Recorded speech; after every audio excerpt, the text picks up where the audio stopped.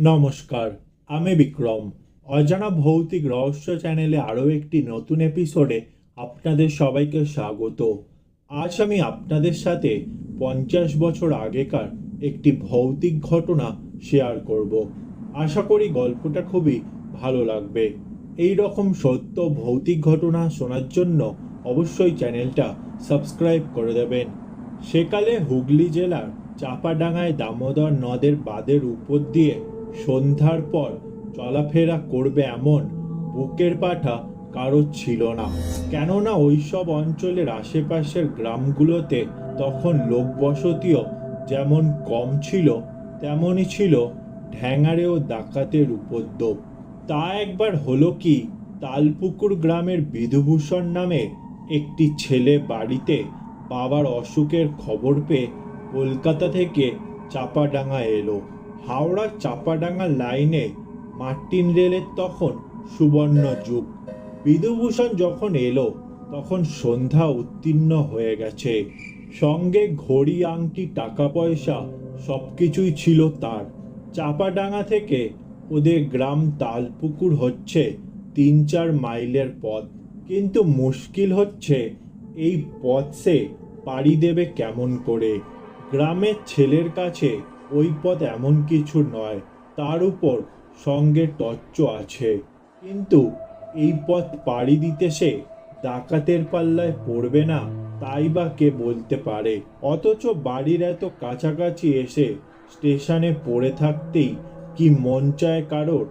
অবশেষে অনেক ভাবনা চিন্তার পর ভাগ্যে যা আছে তাই হবে মনে করে ভগবানের শরণ নিয়ে বাঁধের পথ ধরল বিধুভূষণ। এইভাবে বেশ কিছুটা পথ আসার পরই ভয়ে বুকটা শুকিয়ে গেল তার। বিধুভূষণ দেখল একজন লোক লণ্ঠন হাতে ওকে পথ দেখিয়ে ওর আগে আগে চলছে। সে কি নিকষ অন্ধকার, শুধু কয়েক মুঠো জোনাকির আলো, আর ওই লণ্ঠনের আলোটি ছাড়া আর কিচ্ছুই দেখা যাচ্ছে না। ওর হাতে টর্চ থাকলেও সেই টর্চের আলো জ্বলছে না। অথচ দেশে আসবার আগে নতুন ব্যাটারি ভরেই নিয়ে এসেছিল। সেই ঘন অন্ধকারে লোকটি সারা শরীর ঢাকা, শুধুমাত্র লম্বা লম্বা পা দুটি ছাড়া তার শরীরের কোনো অংশই দেখা যাচ্ছে না। বিধুভূষণের এবার ভয় করল খুব, তাই সে চলার গতি মন্থর করে একসময় চুপ করে দাঁড়িয়ে পড়ল। চলমান দুটো পাও থমকে দাঁড়ালো। অন্ধকারের ভিতর থেকেই একটা কেমন যেন খ্যানখ্যানে গলার স্বর ভেসে এলো, আয় না রে, আয়।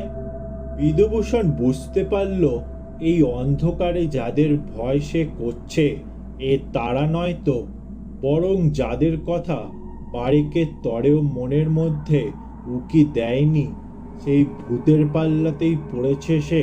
ও শিরদাঁড়া বেয়ে একটি হিমস্রোত নেবে এলো। বিধুভূষণ বলল, কে তুমি? আমার সঙ্গ নিয়েছ কেন? আমার খুব ভয় করছে তোমাকে। অন্ধকারে কে যেন হেসে উঠল খিলখিল করে। সে কি হাসি, ঘর ঘরে গলা। বলল, ভয় নেই রে, আয় আমার সঙ্গে। বিধুভূষণ সম্মোহিতের মতো আবার চলতে লাগলো তার পিছু পিছু। বেশ কিছুটা পথ যাওয়ার পর দেখল অন্ধকারে রাস্তার মাঝখানে কয়েকটা ছায়া শরীর পথ আগলে বসে আছে। তাদের চোখের ভিতর থেকে লাল সবুজ আলোর মতো জ্বলছে। তারা বলল, এই অসময়ে এখান দিয়ে কে যায়? উত্তর হলো, ওকে তোরা যেতে দে। কাল সকাল হতে ওর সইল না। এখন আমাদের রাজত্বে এই অন্ধকারে ও কেন এলো ওকে জিজ্ঞাসা কর। ওর বাবা খুব অসুখ রে, সেই শুনে ও দেখতে এসেছে। ওর দোষ নেই। বিধুভূষণের গায়ে কাঁটা দিল। ওর বাবার অসুখের কথা ও কি করে জানলো? সেই ছায়া শরীরগুলো বিশ্রী গলায় হেসে উঠল এবার। ওর বাবার অসুখ তো তোর কি? তুই ওর কে হোস? বলার সঙ্গে সঙ্গেই সেই লণ্ঠনধারীর মুখ থেকে আগুনের একটা হলকা ছুটে গেল ছায়া শরীরগুলোর দিকে। ব্যাস, চোখের পলকে সব উধাও। আবার নিঃশব্দে পথ চলা। যেতে যেতে হঠাৎই এক সময় দেখতে পেল মশাল হাতে ভয়ঙ্কর চেহারার কিছু লোক বন জঙ্গলের ভিতর থেকে বেরিয়ে এসে বাঁধের পথ ধরে এগিয়ে আসছে। যারা আসছে নিস্তার নেই তার। কালীচরণের পাল্লায় পড়েছে সে। ওরই দলবল এসে আক্রমণ করবে এবার। ভয়ঙ্কর ডাকাত কালীচরণ, যার প্রাণে কোনো মায়া মমতাই নেই। দলের পুরোভাগেই তখন কালীচরণই ছিল। গম্ভীর গলায় হাঁক দিল, কে ও? কে আসে? লণ্ঠনধারী তখন উধাও।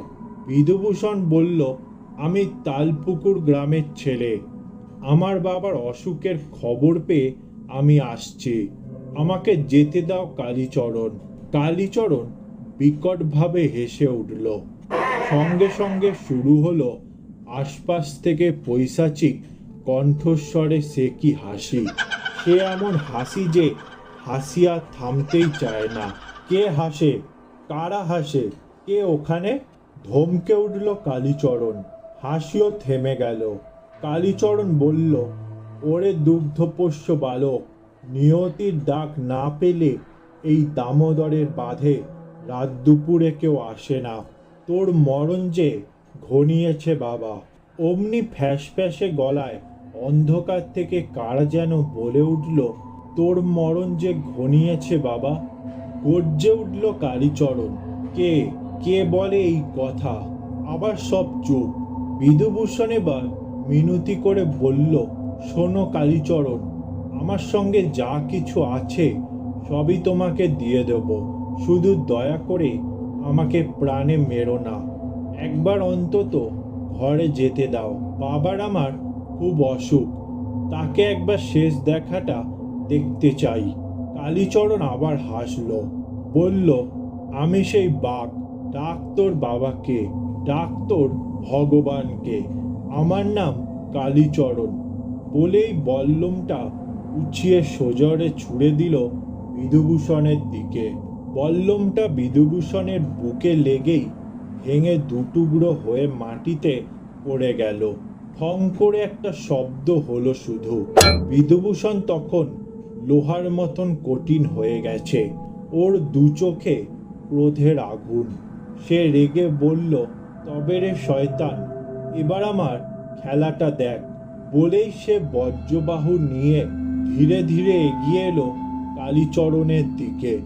বিধুভূষণের সেই ভয়ঙ্কর মূর্তি দেখে লাঠি বল্লম ফেলে ওর দলের লোকেরা যে যেখানে ছিল পালালো। পারল না শুধু পালিয়ে যেতে কালীচরণ। বিধুভূষণ তখন রোবটের মতো হয়ে গেছে। সে দু হাতে কালীচরণকে ধরে তাকে শূন্যে তুলে ধরের উপর মুন্ডুটা পাখি আছড়ে দিয়ে মেরে ফেলল। অন্ধকারের ভিতর থেকে কারা যেন বলে উঠল, সাব্বাস, সাব্বাস বিধুভূষণ। বিধুভূষণ সেই রকম লৌহকণ্ঠিন অবস্থাতে গ্রামের কাছাকাছি চলে এলো। এই চেহারা নিয়ে কি করে ঘরে যাবে সে? ওর বাড়ির লোকেরা এই অবস্থায় ওকে দেখলে চিনতে পারবে কি? ওই সব চিন্তা করতে করতেই গা মাথা ঝিমঝিম করে উঠল তার। দাঁড়িয়ে থাকতে থাকতেই হঠাৎ সেইখানেই মাথা ঘুরে পড়ে গেল বিধুভূষণ। পরের দিন সকালে গ্রামের লোকজন এসে উদ্ধার করলো ওকে। ঘরে নিয়ে গিয়ে চোখে মুখে জলের ঝাপটা দিতেই জ্ঞান ফিরল তার। বাবা ঠাকুরের কৃপায় ভালোই আছেন। আর বিধুভূষণ যেমন ছিল তেমনই আছে। ওর শরীরে কোথাও কোনো বিকৃতি নেই। তবে কিনা দুর্ধর্ষ কালীচরণ কাল রাতে কোনো দুষ্টু চক্রের হাতে প্রাণ হারিয়েছে। পুলিশ এসে ডেড বডিও নিয়ে গেছে তার। গত রাতের ওই অলৌকিক অভিজ্ঞতার কথা বিধুভূষণ তখনকার মতো কারোর কাছে বলল না, এমনকি বাড়ির লোকদের কাছেও নয়। বলা যায় না কি থেকে কি হয়। সকলকে ভূতের গল্প শোনাতে গিয়ে শেষকালে খুনের দায়ে ধরা পড়বে কি? তবে সেই থেকে বিধুভূষণ আর কখনো ভুলেও রাত্রির বেলা ওই পথে আসেননি। এই ছিল আজকের সত্য ভৌতিক ঘটনা। গল্পটা ভালো লেগে থাকলে লাইক, শেয়ার ও কমেন্ট করে দেবেন। এই রকম সত্য ভৌতিক ঘটনা শোনার জন্য অবশ্যই চ্যানেলটা সাবস্ক্রাইব করে দেবেন।